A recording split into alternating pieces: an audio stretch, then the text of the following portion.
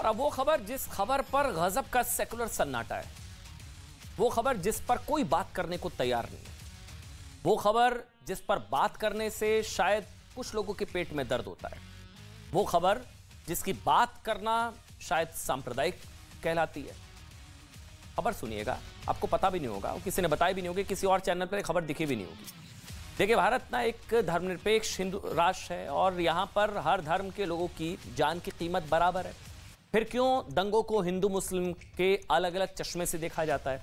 क्यों secular gang मजहब के नाम पर दंगों की कीमत लगाता है? और क्यों वोट बैंक के नाम पर दंगों में फर्क किया जाता है? याद आया 59 को जिंदा जलाया? कुछ याद आया? आज क्या तारीख है? ये खबर तो कोई पता भी नहीं होगी, किसी ने बताई भी नहीं होगी। ये खबर है भी आज, कोई चैनल नहीं दिखा रहा है, ये कहीं कोई बात नहीं करेगा इसकी। क्यों कुछ दंगों पर मानवाधिकार गैंग एक्टिव हो जाता है, बड़े बड़े सेमिनार किए जाते हैं, किताबें लिखी जाती हैं, डॉक्यूमेंट्रियां बनाई जाती हैं, जबकि कुछ दंगों को या नरसंहार को इतिहास के पन्नों में दबाने की साजिश रची जाती है। ये तो कुछ हुआ ही नहीं था, ये सब तो फर्जी है, तो कुछ हुआ ही नहीं था ये सब। तो हम तो फिर पूछ रहे हैं 59 को जिंदा जलाया, अब आपको याद आया? अपने आप से सवाल पूछिए ना। ये सवाल आज हम इसलिए आपसे पूछ रहे हैं क्योंकि आज सुनिएगा, गोधरा नरसंहार को आज 21 साल पूरे हो चुके हैं। जी हां, 27 फरवरी, ये वही मनहूस तारीख थी जिस दिन 59 कार सेवकों को मजहबी कट्टरता के नाम पर तंदूर बनाकर एक तरीके से ट्रेन में जिंदा जला दिया गया था। आज है वो 27 फरवरी, कोई बात ही नहीं करेगा इसकी।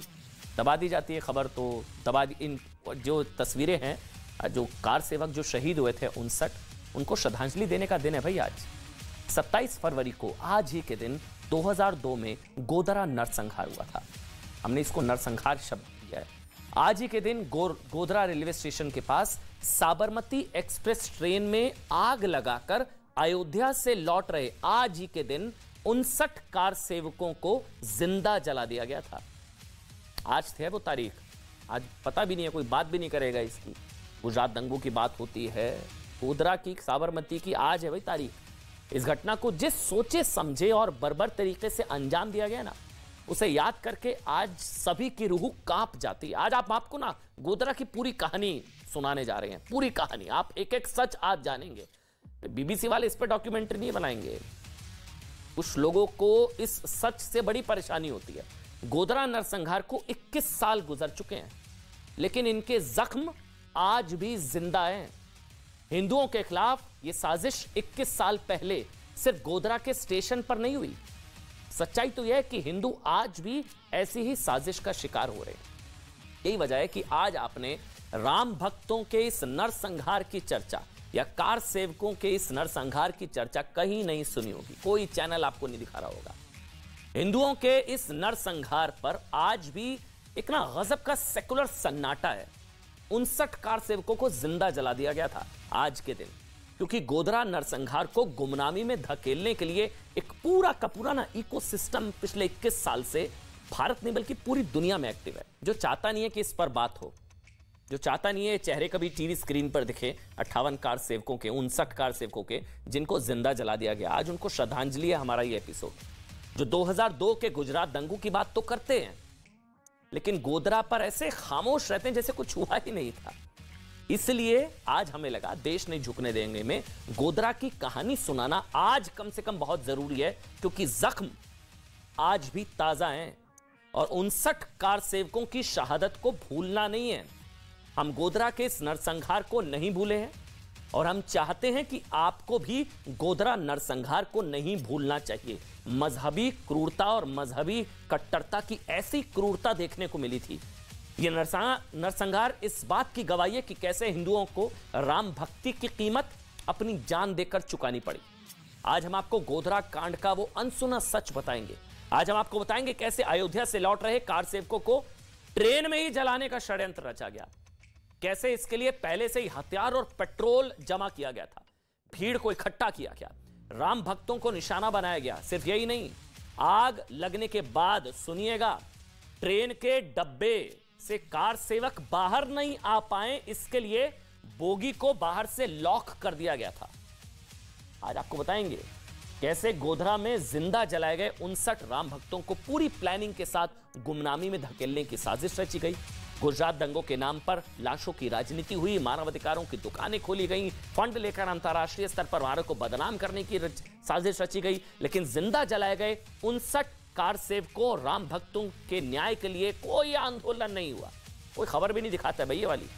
सेकुलर गैंग ने इस पर ऐसी चुप्पी बनाए रखी जैसे गोधरा में 27 फरवरी 2002 को कुछ हुआ ही नहीं। आज तो कुछ हुआ ही नहीं था, याद रखिएगा तारीख।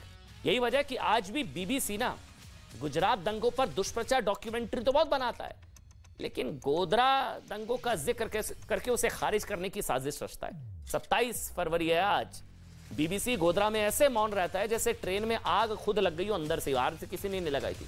आज बीबीसी ने गोधरा दंगों का जो सच छुपाया वो हम अब पूरी दुनिया को बताने जा रहे हैं, और हिंदुओं के खिलाफ सोचे समझे तरीके से चलाए जा रहे दुष्प्रचार का पर्दाफाश अब हम करने जा रहे हैं। गोधरा कांड की जांच से जो सच्चाई सामने आई है वो सुनिएगा, आपकी रूह कांप उठेगी। वो बताती है कैसे गोधरा नरसंहार पूरी प्लानिंग के साथ अंजाम दिया गया। इस घटना की जांच के लिए जस्टिस नानावटी कमेटी का गठन किया गया था। गोधरा कांड के बारे में इस जांच कमेटी की रिपोर्ट में बताया गया 27 फरवरी 2002 के दिन, यानी कि आज, सुनिए, 27 फरवरी 2002 के दिन यानी कि 21 साल पहले आज ही के दिन गोधरा स्टेशन पर साबरमती एक्सप्रेस सुबह 7:43 पर 7:43 AM पर प्लेटफॉर्म पर लगभग 5 घंटे देरी से आई। ट्रेन को गोधरा में लगभग 5 मिनट रुकना था। जैसे ही ट्रेन गोधरा स्टेशन से रवाना होने लगी, उसकी चेन खींच दी गई और ट्रेन पर घांची मुस्लिम समुदाय के लोगों ने अटैक कर दिया। इनकी संख्या 1000-2000 बताई गई जब अटैक किया गया ट्रेन पर। भीड़ ने पहले पत्थरबाजी की, फिर ट्रेन पर और ट्रेन के अंदर पेट्रोल डालकर उसमें आग लगा दी। बाहर से ट्रेन को बंद कर दिया गया, जिसकी वजह से साबरमती एक्सप्रेस की S6 बोगी में 59 कार सेवक जिंदा जल गए। इसमें 27 महिलाएं, 22 पुरुष, 10 बच्चों की जिंदा जलने से मृत्यु हो गई। सोच के देखिए, 59 जिंदा लोगों को जैसे किसी तंदूर में जिंदा जला दिया गया हो। नानावटी कमेटी की रिपोर्ट में बताया गया कि गोधरा कांड की सोची समझी प्लानिंग की गई थी। जांच के दौरान पाया गया कि इस नरसंहार को अंजाम देने के लिए पहले से ही 140 लीटर पेट्रोल जमा किया गया। पुरानी आदत है पेट्रोल बम, पेट्रोल इकट्ठा करना, ये सब, जिससे बोगी को जलाया जाए।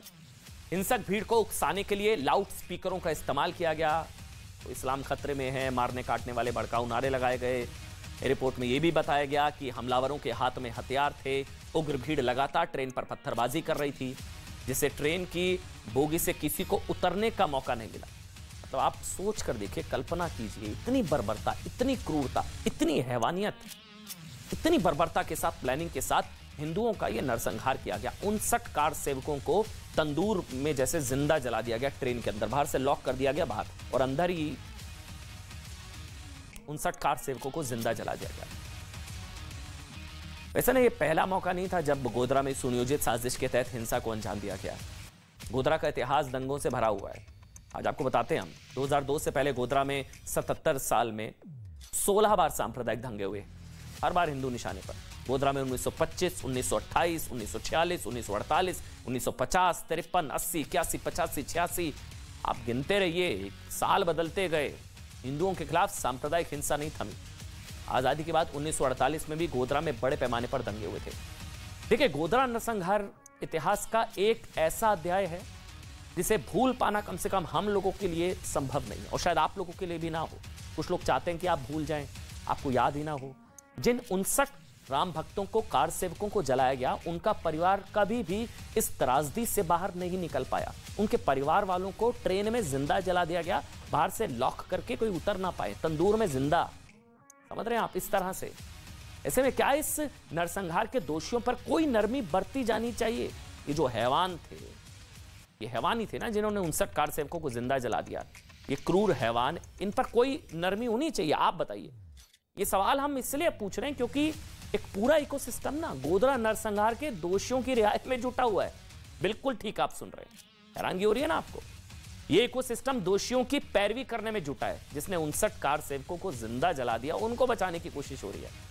दरअसल मामला यह है कि गोधरा नरसंहार मामले में विशेष अदालत ने 31 लोगों को दोषी पाया। विशेष अदालत ने गोधरा कांड में 11 को फांसी, 20 को उम्र कैद की सजा सुनाई।